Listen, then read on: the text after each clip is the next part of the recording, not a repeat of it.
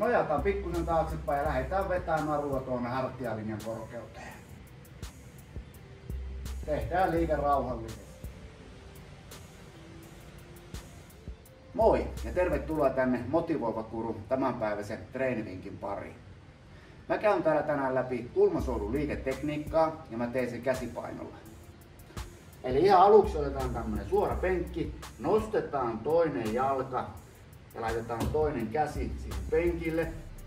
Pistetään pää hyvin vartalon jatkeeksi, pidetään hyvä ryhti. Toinen jalka on suorana sivulla. Katsotaan hieman tuonne eteen alaviistoon ja lähdetään vetämään olkapäätä taaksepäin ja käsipaino tulee lähelle kylkeen.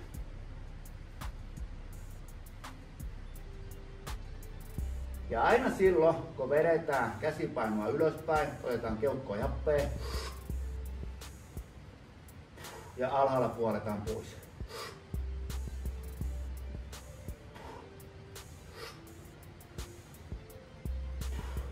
Ja otetaan semmoinen tuntuma tuonne selän lihaksi, että se lapa lähtee kanssa varmasti liikkumaan sieltä, niin tämä liike menee perille.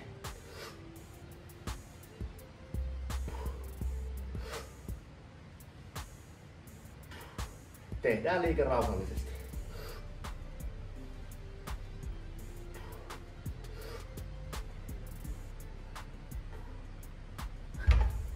Tällä tavalla ja näillä vinkeillä eteenpäin.